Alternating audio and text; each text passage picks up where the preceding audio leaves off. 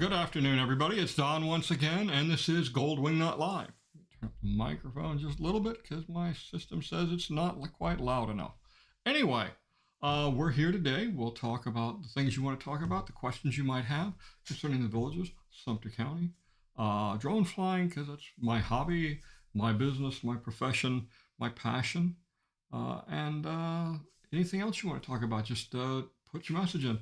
So we already have the first question up on the list, and that's from Jerry Bell. And he says, looking at a home in Wellpoint that backs up to the Monarch Grove fence. The fence is mostly white, but yellow and orange in a very small section. Would ARC allow painting the wall white to match? That's when you're going to have to look at the deed restrictions. Each community has its own deed restrictions, and some may allow it. Most I don't think. You would, again, you'd be required to put that past ARC and ask the question. It's, you'll get a response within a week or so. Let's see. We got another question up here. Oh, this is a good one. It says, is the cost of the bond figured by the size of the lot or the price of the lot? Neither. Okay. If you go to my YouTube page, you'll see some videos there on the bond, the maintenance assessment, the amenity fee, and it fully explains them. But I'll give you the short version. The bond amount, just like the maintenance assessment, they use the same equation. What they do is they look at the total amount of the cost, okay, whether it's the bond amount or the annual maintenance assessment. And what they do is they divide that by the number of accessible acreage. Try that again. The number of accessible acres. In other words, the acres that can be assessed a fee, or call it what you will. It's really a tax. What's a tax? Well, it's money you got to give the government that you don't really have a choice on. But technically, it's not a tax by the definition, but it sure feels like one because you really don't have a choice on it. Happy Sunday. Thank you. We'll get to the other comments. But anyway, so they take that amount, they divide it by the number of accessible acres. Now they look at your subdivision. So let's say your subdivision is, we'll keep it simple, 10 acres. All right. If it's 10 acres, then it's 10 times that per acre amount. And then you divide that by the number of homes. So what that ends up being is, for example, I own 2 houses. My bond on my courtyard villa, when I had one because I paid it off, was $13,000. We have 59 homes in just over 9 acres. So because courtyard villas and patio villas are packed pretty close together, the bond is relatively low per unit. Now let's take my other property. It's a veranda. It has a big lot. Most of the lots in our veranda community are relatively large by comparison to what you would see for most designer homes.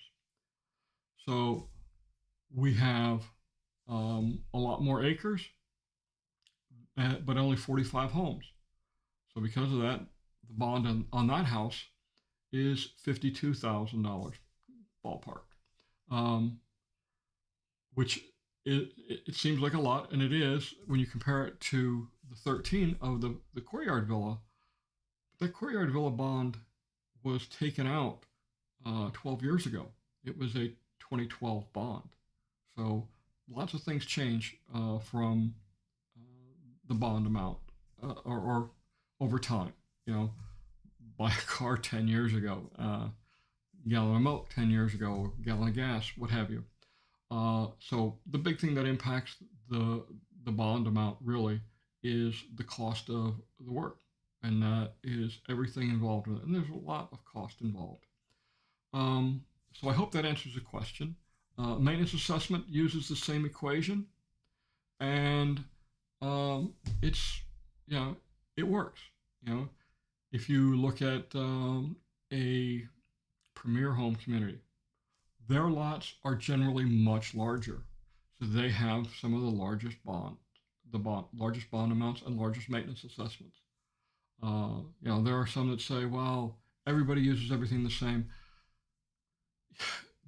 There are arguments, plus and minuses, over this particular methodology, but it's stood up in court it's many times, and it works, and it's considered fair and equitable.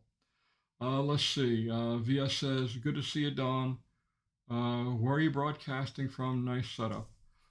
So um, this is my office. I've completely revised it from last week. It's been keeping me busy. Um, Put up some acoustic tile. If you see the pictures of the pups, let me tilt the camera back a little bit. That's the pictures of the dogs are actually acoustic tile.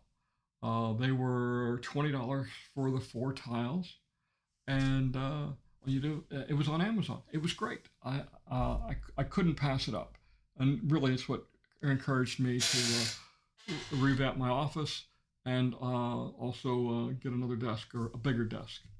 Let's see. Catherine Hill, awesome day in Arkansas. Arkansas is a beautiful place. Absolutely gorgeous place. I used to live in Memphis, Catherine, and used to love going to Arkansas, uh, go motorcycle riding through the Ozarks. I, it's one of those, they call it the natural state, and it is absolutely gorgeous. It's so beautiful. Even the rice paddies are kind of neat to see. Let's see. Jim DeCastro says, "Good luck on election day." Thank you, Jim. Steve Cohen says, "Perfect weather in Florida now. Highs in the mid 80s, lows in the 60s all week." Yep, can't be bad. It's not bad at all. Jimmy says, "Happy Sunday, Don." Happy Sunday to you too, Jimmy. Oh boy, all the messages are coming in. Uh, Retired message says, Okie from Oklahoma will be arriving in the bubble November 1st. See you soon. Great. Uh, did the did the bond pay for the neighborhood pool? No, the bond does not pay for the neighborhood pool. The bond pays for things like the roads, the retention ponds, sidewalks, um, the all the underground utilities, the water mains, the electrical mains, all that stuff, and the ground preparation. Things like the pools and the rec centers and things like that. Those are paid for by the developer. Uh, they don't they don't come out of the bond. They pay their portion also based on a similar formula for the work. So they look at the overall picture and they say, okay, for the rec centers on 2 acres, they pay so much, what have you.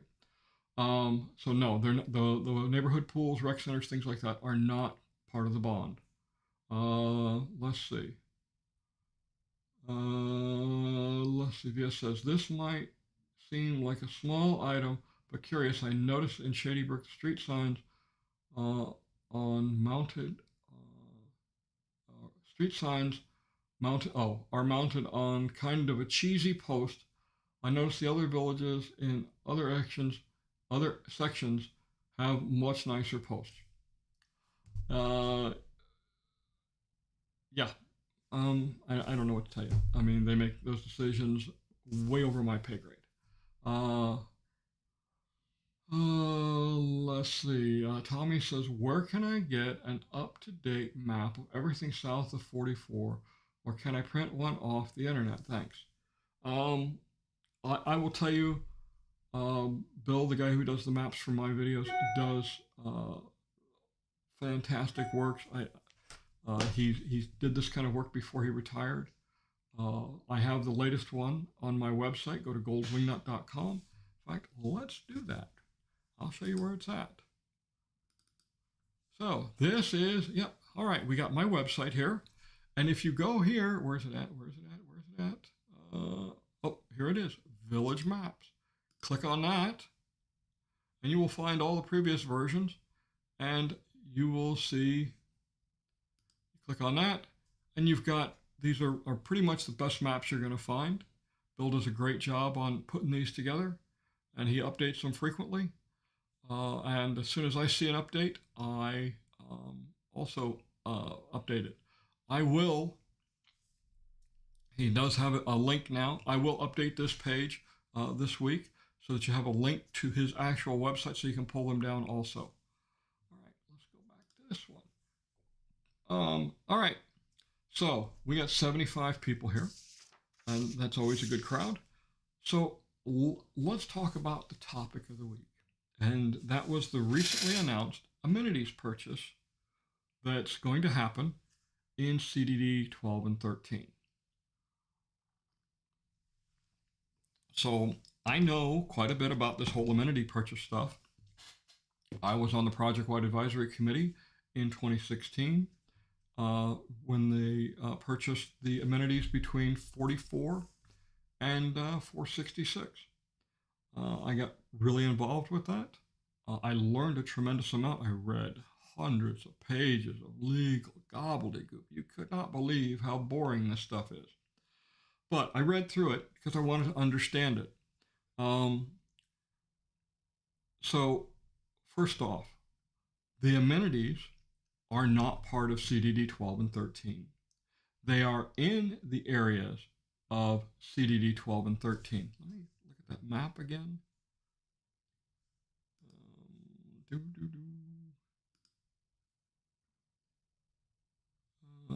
Yeah, okay. Let me bring the map back up. All right, so if you look on the map, you see lots of, let me see if I can't make this bigger. I don't know how to make it bigger. We go zoom in. Sorry, I'm still learning Apple stuff. All right, so when you look, you see these big gaps here. Okay, that's the roads and things like that. There's gaps over here in Hammock and Finney. These are where the amenities are. They're not part of the CDD. You know, if you look up here at Richmond, you see this big kind of check mark shaped white area up here. That's the Richmond pitch and putt course. Okay, so it's not part of the CDD. The CDD is actually just the residential properties. Okay. Where was I going with this? Oh yeah. So the amenities aren't part of the CDD. The amenities right now south of 44 are owned by the developer. Okay. And the developer is selling them to Sumter Landing Community Development District. This is the business CDD for Sumter Landing. They're not selling it to the residential CDDs. So they're not selling it to the residents. So why do this? Okay. Well, first off, the developer's primary business is building homes and communities and selling it. It's not running these amenities. Now, they build them initially, and when they're built, okay, they're money losers. If you think about the Finney Recreation Center, now, many of you may not have been here when Finney Recreation and Finney opened up in 2015 or 20, I think it was 2016, yeah. The Finney Rec Center was built and was operating, and there was like 10 houses sold initially. And it took a long time before they collected enough amenity fees to cover the operating cost. So the developer was losing money on the amenities. They put in the pool. Not a lot of amenity fees because there's not a lot of homes sold. So they lose money. Eventually, you know, as more and more residents come in, the amenity fees go up. Then they actually start hopefully turning a profit. That is the goal of business, is to make a profit.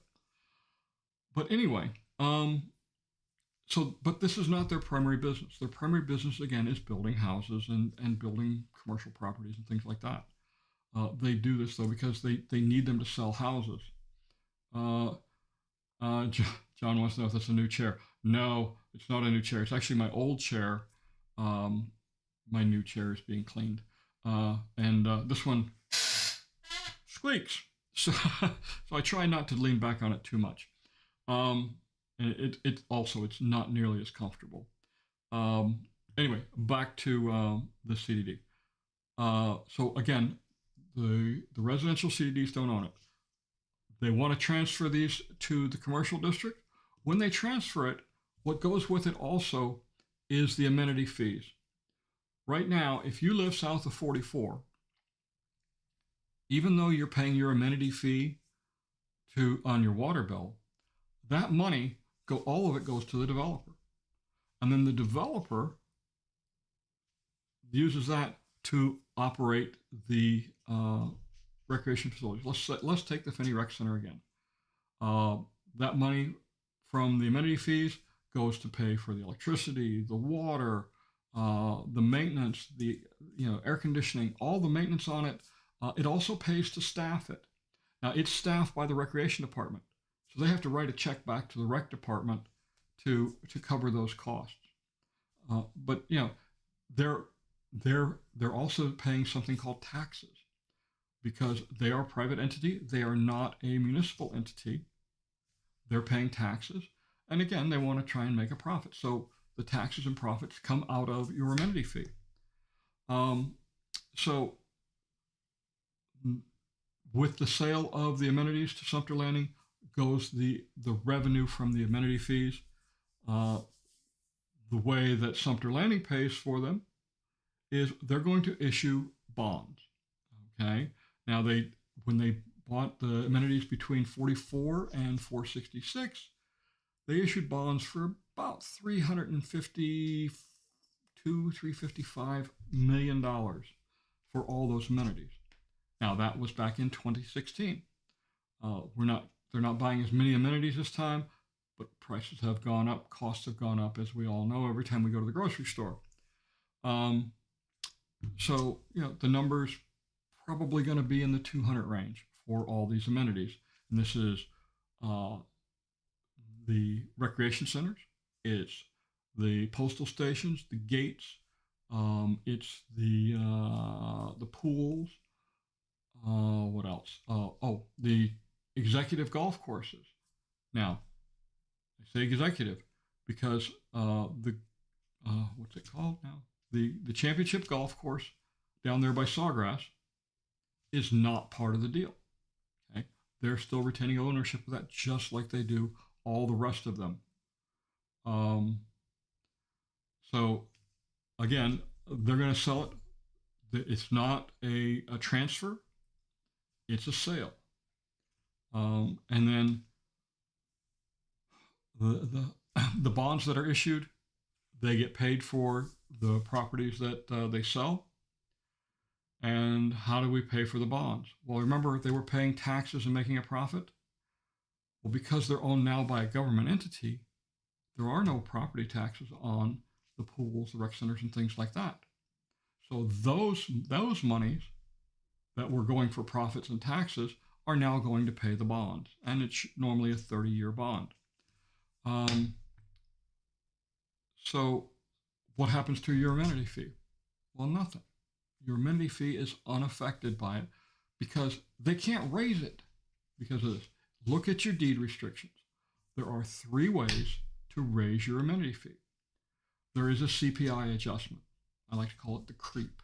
Okay, it creeps up slowly with inflation. Then there is a reset. If you sell the property, the new owner pays the prevailing rate. Because the CPI isn't perfect, it doesn't go up as much as it needs to cover the actual operating cost. So your amenity fee, even though it's going up, it's really not, we're losing ground. Okay. So when you do the sell the property, it goes to the new prevailing rate, which is the rate that new homes and all resales pay. And that's adjusted every year. It's adjusted by an amount determined by the developer, because the developer is actually using a balance sheet to figure out exactly what it costs to run these things. The last way that the amenity fee can go up is what I call the gimme. Okay, give me this, give me that. I want this new. Okay, fine. You want something new, then it can be put to a vote. If the majority of the residents say yes, then let's say we want a 10-story indoor pickleball stadium.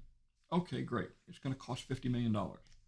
If the residents all say yes, then okay, then they can build it. And because there's an increase in operating cost, net operating cost for the amenities, they can raise the amenity fee.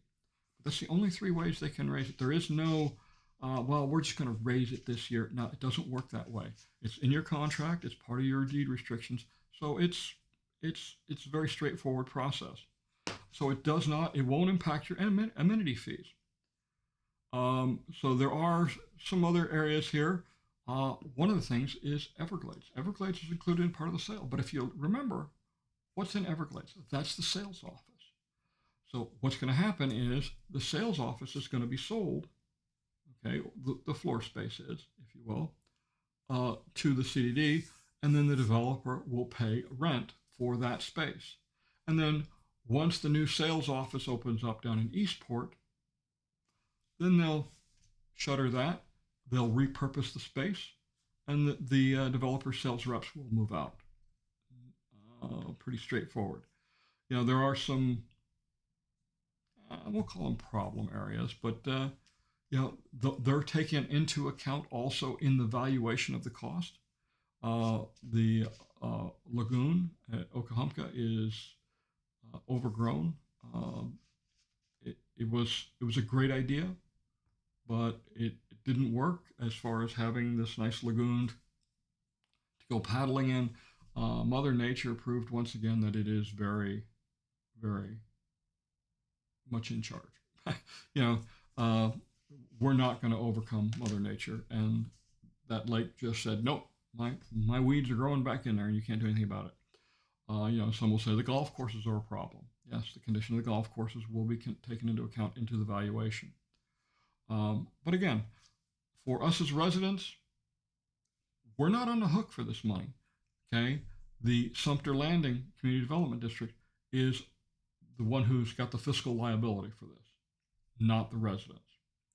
So now, of course, they have the contracts that the residents agreed to also. So, you know, when it comes down to you're not paying your amenity fee, well, it's going to be technically Sumter Landing that's going to be the one initiating the action to come get you to pay. This is a fairly straightforward process. They did it in 2016. They did it for the amenities north of 466. You know, some people will say, well, there was a lawsuit and all that.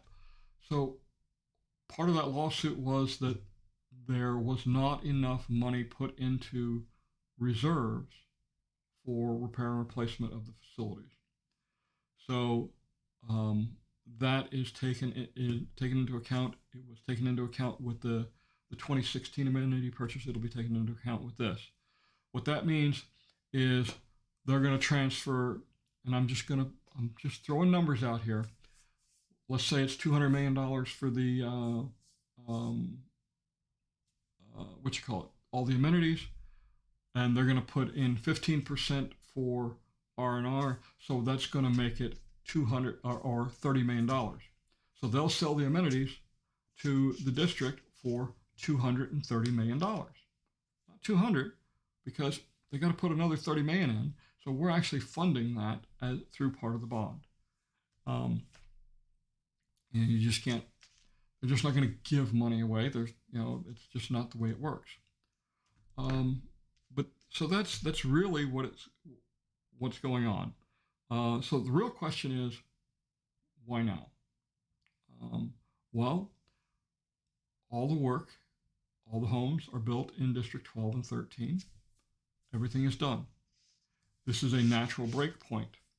A few years ago, it was planned that there would be a PWAC 2. The supervisors in charge of CDD 7 decided they did not want to vote on the PWAC 2 issue, so they let it ride. So because it was not a unanimous decision, all the other CDDs voted on it, and it was unanimous, except for CDD 7. So District 12 and 13 remained part of PWAC. They remained part of the areas controlled by Sumter Landing. Once we get south of Monarch Grove, that's falling under EMAC, the Eastport Maintenance Advisory Committee.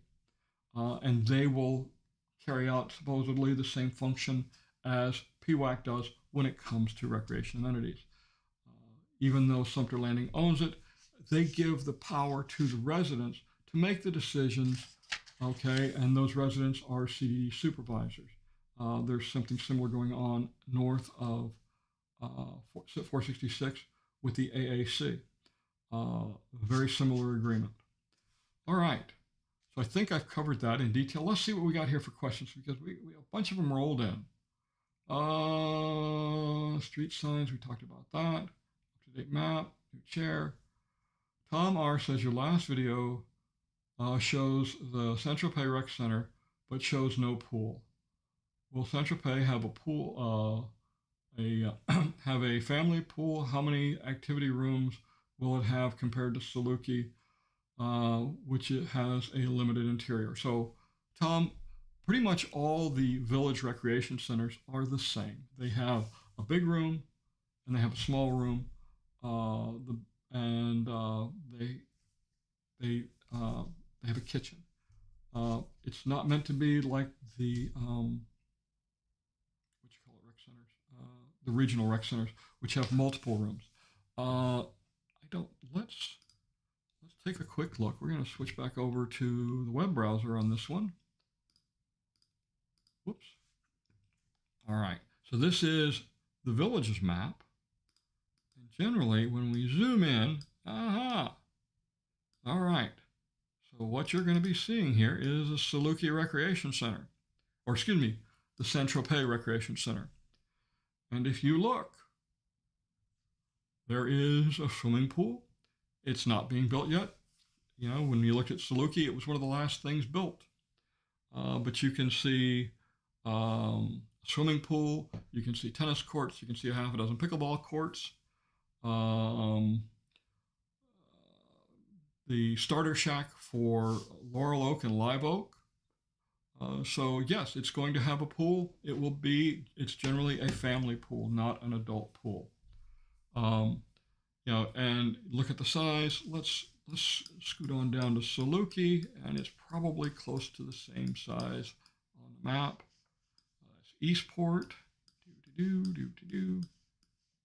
Saluki. Yep, about the same size. So they pretty much have a template that they use. The big thing that changes between the rec centers is the decorations, how they're appointed. You know, some of them, which one is it? The watermelon one. Franklin. Franklin is watermelon themed, but Water Lily is a very feminine, very flowery themed recreation center. Each one is different. Homestead is got its own theme. So each one's different, and it's pretty nice. They do a great job on decorating. Jim says, sounds simple when you explain it. The amenity transfer seems like the Villages News likes to pour gas on things. You know, I've been here 10.5 years, and one of the things that I can tell you about the Villages News, if they can find some way to twist it to make it sound negative about the villages, the developer, or the residents, they're going to do it. Okay? That's just their agenda. Call them muckrakers.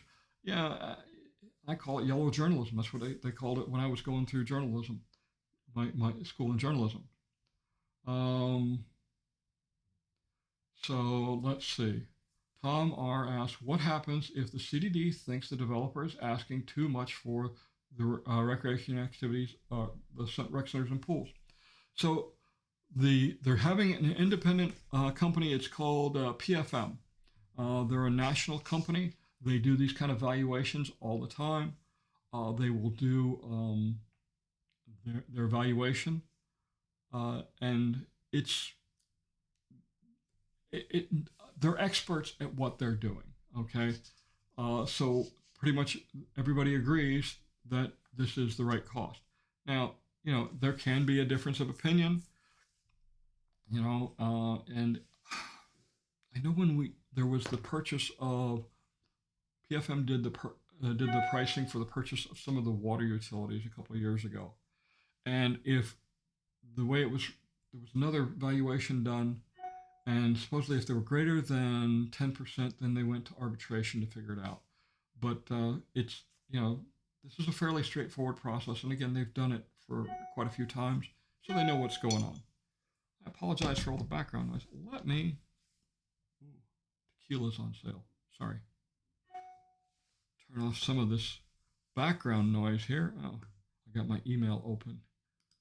That's why it's going nuts. So let me close my mail.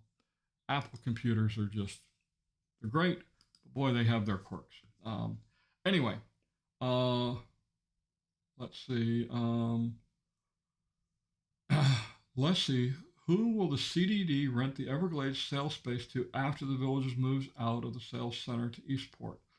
What business will? Okay, Tom, it probably won't be rented to a business.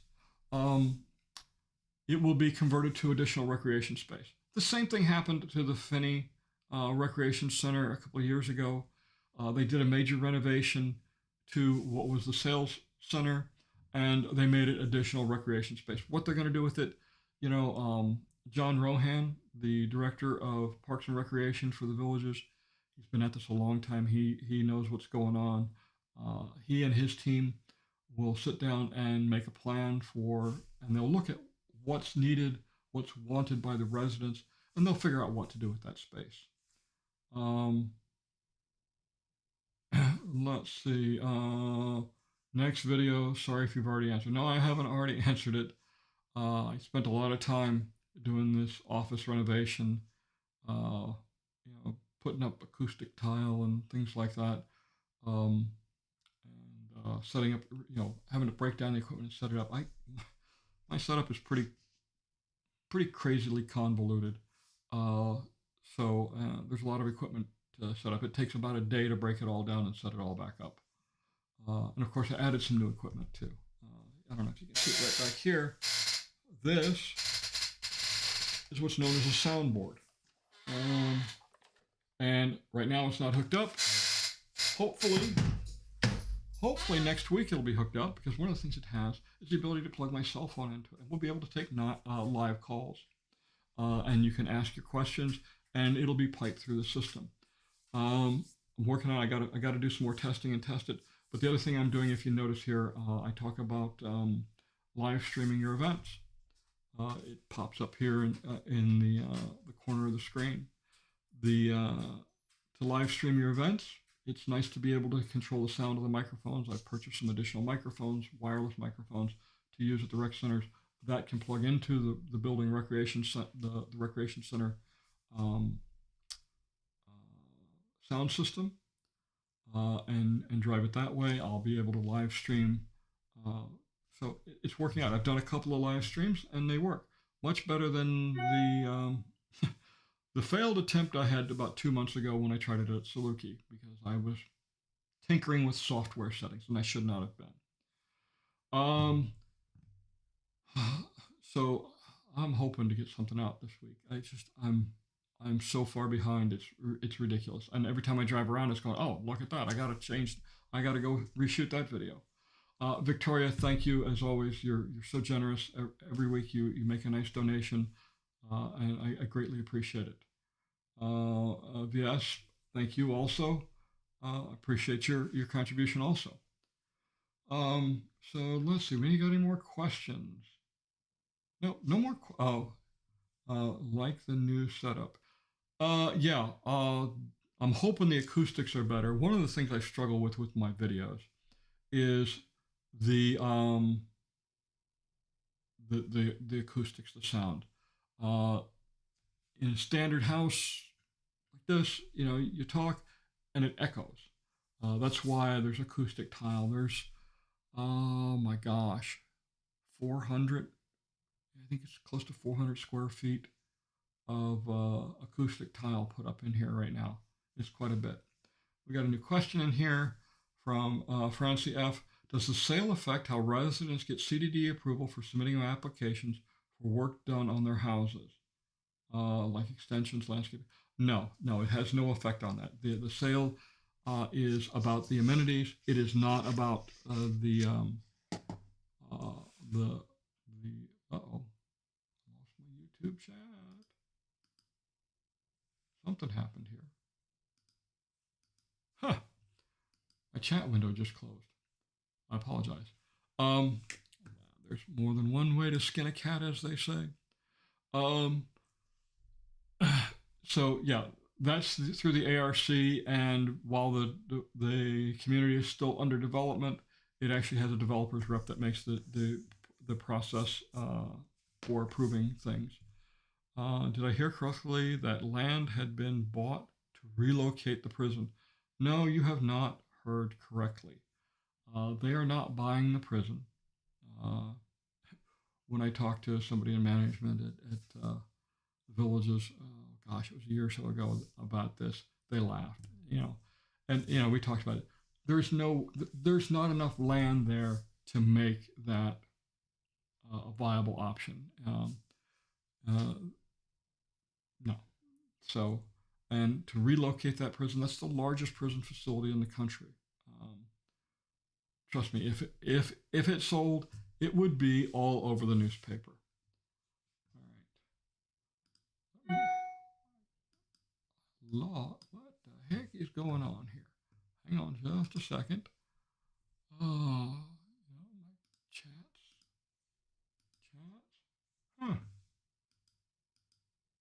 I must have once broadcast. Huh. All right. Well, no big deal. Um, let's see. Victoria wants to know: do pool companies do installation of pools all year, or just in the warmest months? It's Florida. It's always warm. No, they work year round. So actually, it's easier to do it in the winter months here because that's our dry season. And it's we don't have to deal with rain and things like that. And we get a lot of rain, and they're in the middle of building your pool. Now the hole in the ground fills with water. They got to pump it out and dry it out. And so yeah, it's no big. Yeah, pools are built year around. Um, let's see. So I had two emails come in. Um, One was from a gentleman by the name of Rick. He wanted to know about the Street of Dreams in Brownwood. What's going to happen with that property? So what's going to happen with that property is the district offices will be moving from Lake Sumter Landing down to Brownwood, and they're going to be moving into the Street of Dreams office. The developer's office, which is right across the street from, what's the name of that sandwich shop? Oh my gosh, it's real expensive too. It was just on the tip of my tongue. Anyway, the next building closer to the center square is the Easterbrook building, I think is the name of it. The developers moved out of there. They've moved to um, uh, Moultrie Creek, not Moultrie Creek. What am I saying? Middleton. They've moved to the Middleton area. So that building is going to be available. What's going to happen with it? I don't know. Obviously, some of it, I won't say obviously, if the district government needs more space, then they can possibly rent some of that also. Part of the reason for moving the district office is to consolidate the facilities into one location better. It Right now, yes, they're pretty much all in uh, Lake Sumter Landing, but they're in multiple buildings. They're upstairs above Starbucks. They're upstairs above Red Sauce. Well, actually, above Red Sauce is the Anglers Club, but right next to the Anglers Club is the golf and tennis people for the district. So they're looking at consolidating them all into one location better. I've seen some comments about, oh, the extra traffic and all this. No, there's not a lot of extra traffic from that. The parking there will be empty in the evenings because district staff goes home. Um, so that's what's going into the Street of Dreams building is the district offices. Robbie asked about the cell tower on Warm Springs and what's being built there. Now, I read his email 2 or 3 times, and he described a small foundation. So there's only one cell tower that I know of on Warm Springs Avenue, and that's right there at the intersection of Warm Springs and Megason. That's the rehab hospital that's being built. It's not a regular hospital; it's a rehabilitation hospital. So when you got a rehab and you're still too sick to uh, impaired to go home and rehab, you go to a rehab hospital. It's supposed to be 50 beds phase one, another 30 beds for phase two. They had the cranes working to uh, put the steel framework in.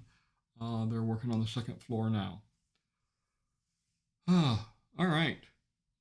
We'll get to Milton in just a minute. Mark Morgan had a question. He says, landowner elections for CDD 13, 14, 15 supervisors are Tuesday, November 5th at Everglades.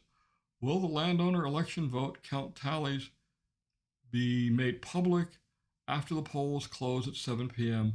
or the next day? Good question, Mark. I'm pretty sure it's going to be the next day. They are not under the same constraints that the supervisor of election is. This is a landowner election run by the district office for the CDD 13, 14, and 15 supervisors. Um, so, you know, it, when the results come out, they will be made public. Okay, they are a matter of they are a matter of public record, but when they'll be made public, probably the next day. It'll probably be in the newspapers. Tom R says, I understand some model homes are being built in Wellpoint. What can you tell us? So 2-3 months ago, they came out with a bunch of new models. I mean, I looked at the floor plans. Personally, they weren't to my liking. Maybe I'm just too stuck. I've been here 10.5 years. I've been looking at the same floor plans for 10 years. So I like what I see, and now I'm being resistant to change. But yes, they are building some up in Wellpoint. I'm assuming they're going to be some of these new floor plans. I've heard some talk. I haven't seen any confirmation from official sources. Some people saying, well, the old Street of Dreams is going to be closed down, and they're going to sell off the property. I don't know about that. I'm looking into it. Not something that I would hold my breath on. That's in a great location. And, part of the Street of Dreams, or the model home centers. What just happened on my screen? I don't know what's going on. Sorry. Squirrel, something shiny. I get distracted real easy. Sorry about that. Anyway, they have model homes in the areas that they're selling. So yes, it's great that they're having model homes being built in Wellpoint. I don't think they'll be building any in Edenfield because they have them there in Wellpoint. But they're going to continue to move south, and those model homes that are right there next to Shallow Creek Country Club, Shallow Creek Golf Course. Some of them are premier homes. Some of them are designer homes. I don't think they're going to get rid of those, because the ones that they're building over at Well Point, the lots aren't big enough for those kind of homes. And honestly, the bigger homes are where the bigger money is. So I think they'll probably have them both. Let's see. Boy, Tom had another one here. Does the villager stock all the ponds with fish to help control flying bugs uh, and to provide recreation, catch, and release fishing? Some of the ponds are stocked, but not all. They all eventually do have fish in them. But the biggest one that they've recently stocked is this mile-long pond that runs along the west side and the south side of the new high school. That one's been stocked first with feeder fish and now with some bass. So that's a great place for fishing. Um, Francie F says, as a follow up to my previous question, last year we had an extension done to our home by T&D, and they told us in order to get CDD approval, we should do it sooner. While the CDD is still under the developer, because it would be harder to get approval later than when the CDD is turned over. Is that true? Well, um, I'm not going to say it's harder, but it's been noticed that the developer's rep is a little more easygoing with changes and allows a lot more things.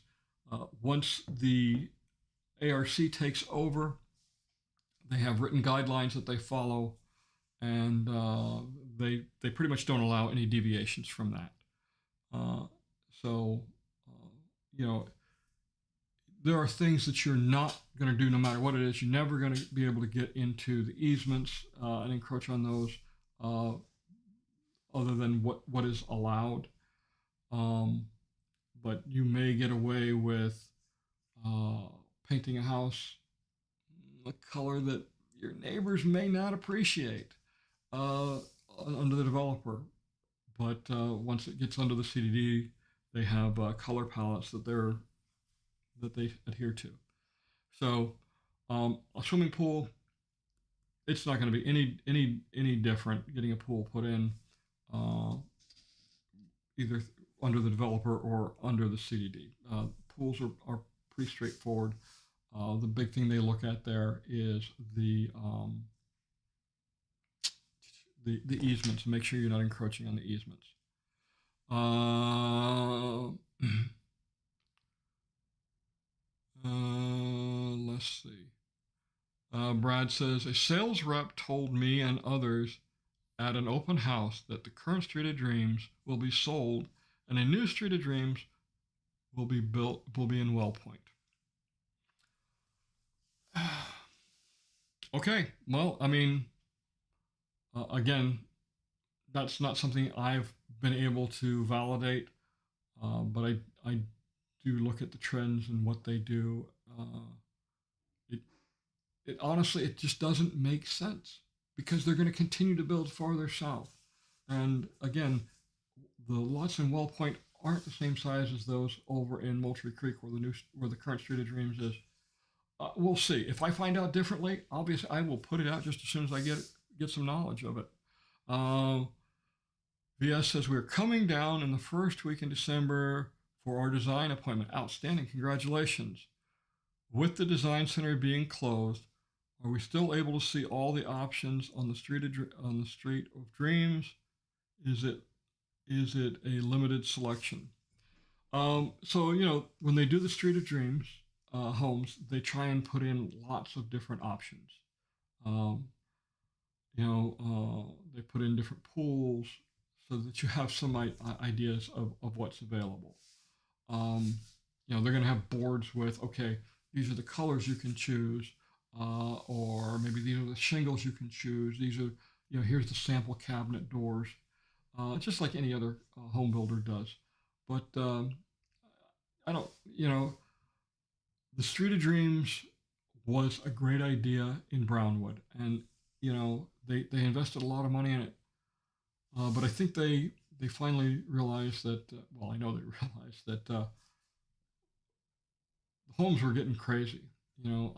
I took pictures of one home. Normally, a home normally takes about 12 or 13 weeks once construction starts until you're ready to until it's ready to close to build. I did one house. It took 6 months because it was so customized. It just took forever.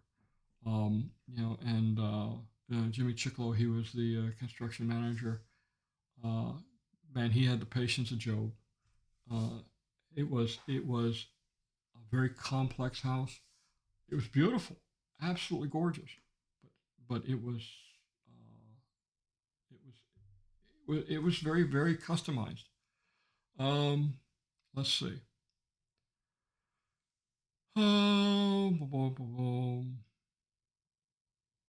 Oh, Mark Morgan says, saw in the Daily Sun that CERT is having an open house on Thursday, 10:31, 8 to 11:30 a.m. in Eisenhower. Is it worth going to? Uh, so CERT is Community Emergency Response Team. And what CERT is they, when we have a big storm or some sort of catastrophic event, they can go into action and they assist um, in different ways. I mean, most of them have first aid training, CPR training, things like that. It's a group of your fellow residents. And obviously they're always looking for new people to come in and be part of CERT. I have several friends that are on CERT, and definitely a great organization. Go see, Mark. Go see what they're doing. Uh, it may encourage you to join or not. Oh, wow. Let's see. All right. Let's talk about the one that's got everybody up in arms again, and that's Milton. Nah, Milton isn't what's got everybody up in arms. It's the debris on the streets. So let's deal with some facts. Now, I will tell you, I talked to Kenny Blocker about this, just like I talked to him about the amenity sales. He and I met Friday morning. We talked for about 45 minutes. I've known Kenny since he started working here.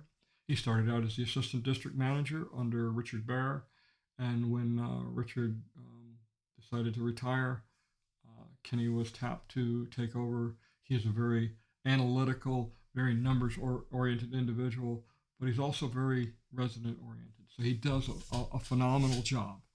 Um, he is he watches the pennies as well as the dollars to make sure that the money is being spent wisely, and I have a lot of respect for Mr. Blocker.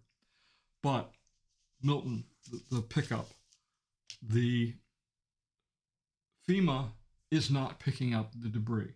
Okay, we're not waiting on FEMA to pick up the debris.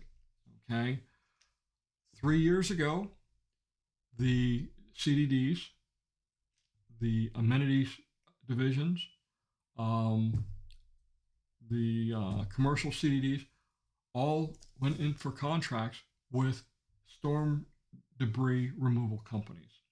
And there's either 2 or 3 companies that we're contracted with for storm debris removal. And like any company, they have limited assets.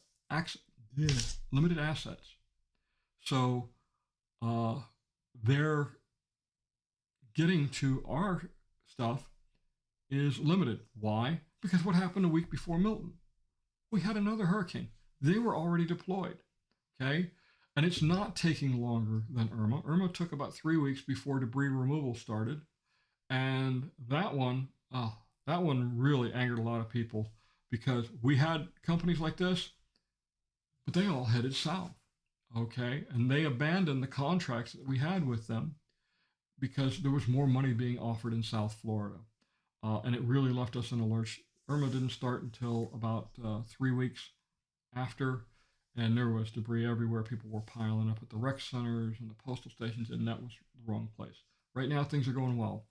They started last week picking up debris north at the north end, and they're working their way south. If you go up north of 466, you don't see any debris anywhere. It's because it takes time to pick up this storm debris.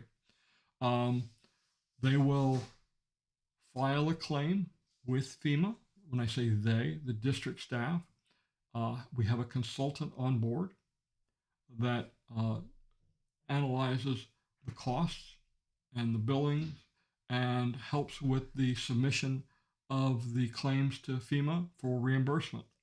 When Irma came through, it took over 2 years for that paperwork to finally filter through FEMA and to get some reimbursement. And then we got less than 50% of what we put in for. So that means it comes out of our pockets. All right.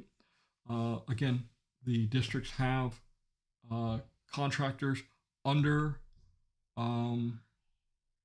under contract for this work. It's on an as-needed basis with agreed-to rates.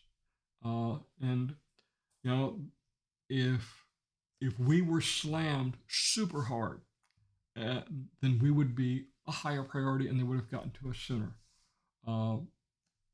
We didn't get slammed super hard. We got a lot of roof damage. Holy mackerel! I've never seen this much roof damage. I didn't see this much in Irma or Irene or whatever the other one was that happened 3 years ago. Nothing like we had this time. And there was no rhyme or reason as to why some houses had roof damage and some didn't.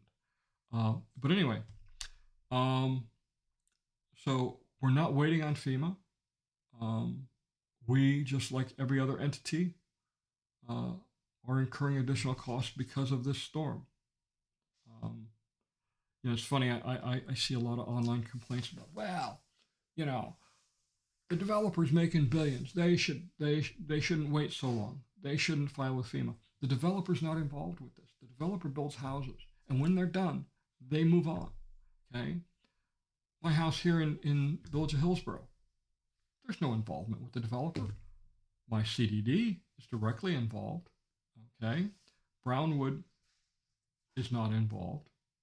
The only people who are involved is Sumter County and my CDD. My other house, Sumter County, City of Wildwood, CDD 15. That's it. Okay. The developer is not involved. Once the house is sold, honestly, I doubt they care. Just as long as you take care of it, they don't really care.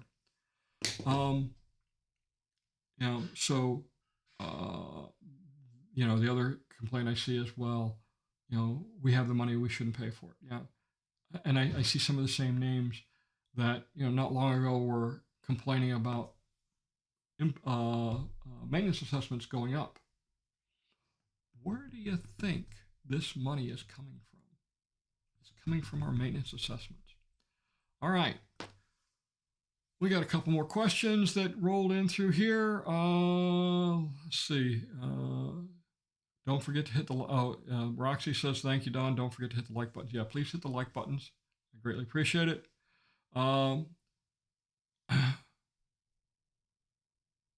Let's see. Francie says, what I heard about Wellpoint is that they're putting in lifestyle houses there, not model homes. Don't know if it's true.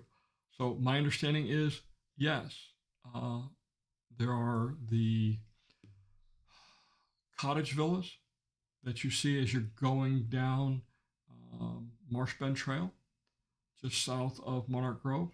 Those are the first houses that were built. My understanding is those are going to be lifestyle homes, as well as some of the patio villas right next to them. And then next to that will be some of the model homes. This is a good one, John and Jane. Do you know why Wildwood is de-annexing some acreage? Saw a public notice in the paper.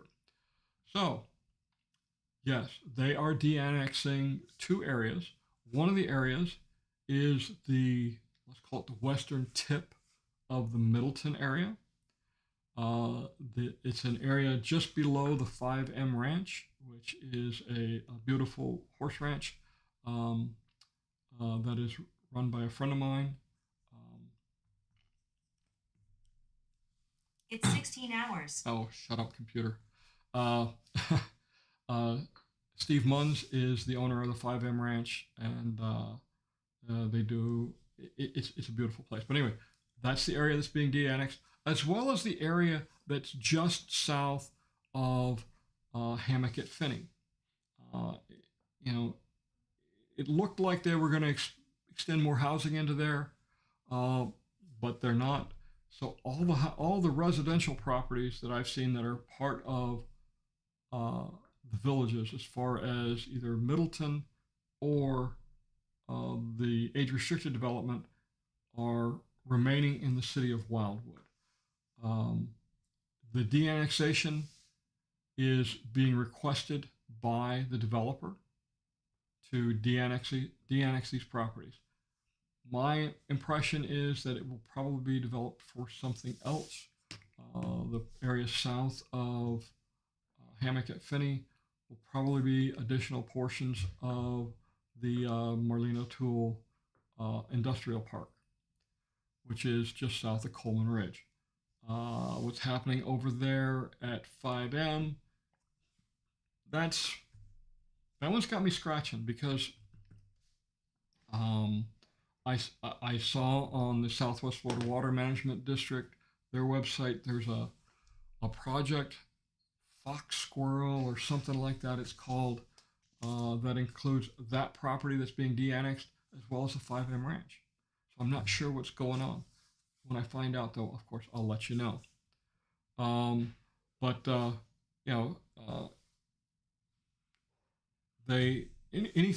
Any new properties that the developer acquires that eventually will be utilized for age-restricted or family residential right now is being annexed into the city of Wildwood. There were several properties near the county line on 470 that were annexed in a few years ago. Just basically 1-2 acre lots that the developer finally purchased from the homeowners. I guess they didn't want to live near us. That were annexed into the city of Wildwood. Let's excuse me. Wow. So as my computer reminded me, we are at 4 o'clock. So any more questions? So yeah, the public notices, I look at those every single morning when I read the paper. Great. Come on, work with me, computer. Yeah. Anyway, okay. Now I got stats. And the chat. I don't know. Some days the dragon wins. And it looks like the dragon won on this one with my YouTube chats. All right. Anyway. So I don't see anything else coming through. Let's see. Yep. So John and Jane's question was the last one asked. So it is 4 o'clock. Why don't we call it a day? I would encourage you to enjoy life. Our days here are numbered. So, what's for dinner?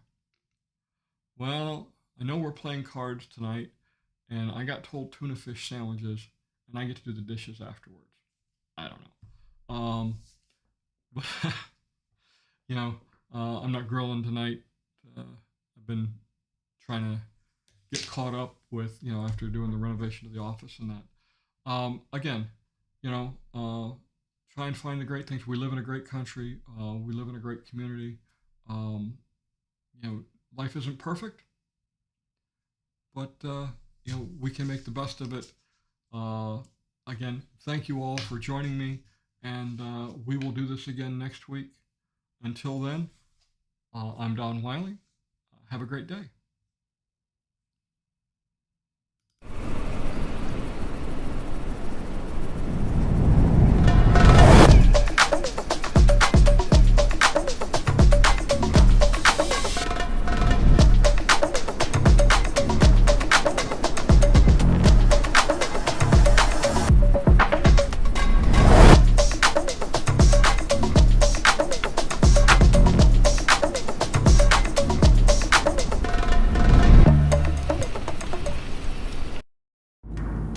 A new wood garage door? Kelly, that's going to cost a fortune. It might not be as bad as you think. Let's crunch some numbers.